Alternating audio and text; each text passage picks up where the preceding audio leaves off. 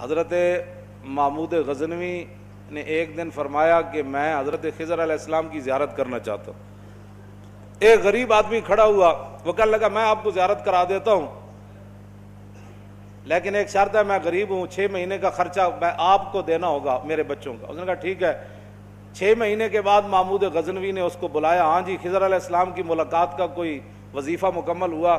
اس نے کہا جی کچھ وظیفے الٹ ہو گئے, 6 مہینے اور چاہیے. اس نے کہا ٹھیک ہے. سال کے بعد اس کو پھر حضرت محمود غزنوی بلایا.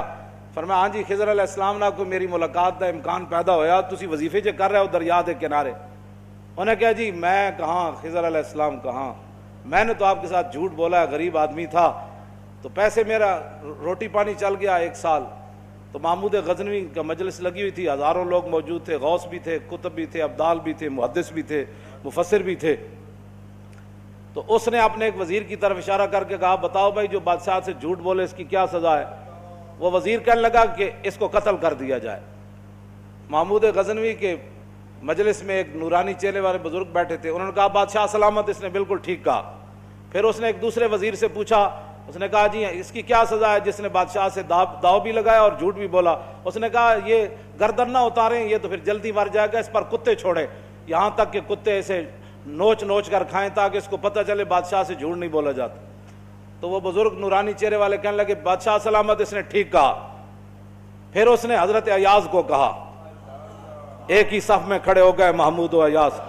حضرت ایاز کو کہا کہ ہاں جی آپ بتائیں. اس نے کہا بادشاہ سلامت, ایک غریب آدمی تھا, اس کے جھوٹ بولنے سے آپ کے وقار میں کوئی کمی نہیں آئی, اور 1 سال پیسے دینے سے آپ کے خزانے میں کوئی کمی نہیں ہے, یا آپ اس کو معاف کر دیں.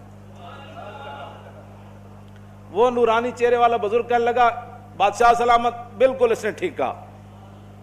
محمود غزنوی نے ان بزرگوں کو قریب بلایا, انہوں نے کہا یہ کیا بات ہے, جو گردن اتارنے کا کہتا ہے وہ بھی ٹھیک ہے, جو یہ کہتا ہے کہ کتے چھوڑ دیا جائے وہ بھی ٹھیک ہے, جو معافی کرتا ہے. اس نے کہا کہ جس نے کہا نا گردن اتار دو, یہ اس کا خاندان تھا کسائی, تو اس نے اپنے خاندان کا اظہار کیا ہے, گردنیں اتارنے کے عادی ہیں, اور کہا کہ غلطی تو تیری ہے جیسے تو نے ایسے لوگوں کو وزیر بنایا.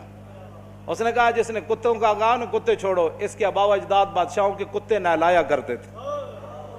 اس نے اپنے خاندان کا اظہار کیا ہے, اس نے اپنی فطرت اپنے خون کا بتایا ہے, اور کہا کہ رہ گیا ایاز تو یہ سید ہے, اور سید کربلا میں لٹے بھی گئے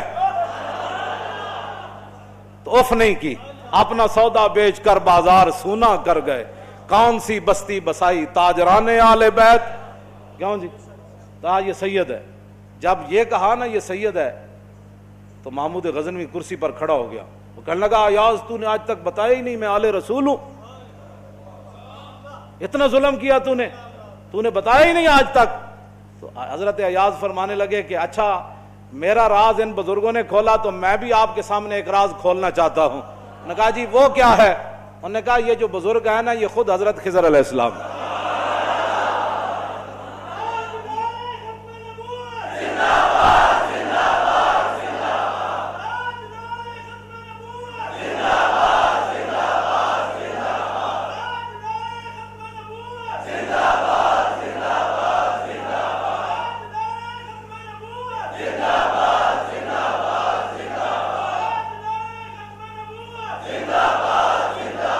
توجہ بھائی توجہ, آپ اور ہم خوش نصیب ہیں کہ ہم اپنے خون کا اظہار کر رہے ہیں. ہمارے آباء و اجداد نے صدقے یا رسول اللہ کے نعرے لگائے, ہمارے بڑوں نے حضور سے محبت کی, حضور کی ختم نبوت پر پہرے دیے, تو ہم اپنے خاندان کا اظہار کر رہے ہیں. اور جن لوگوں کو یہ مسئلہ نہیں سمجھ آ رہا ہے وہ اپنے خاندان کا اظہار کر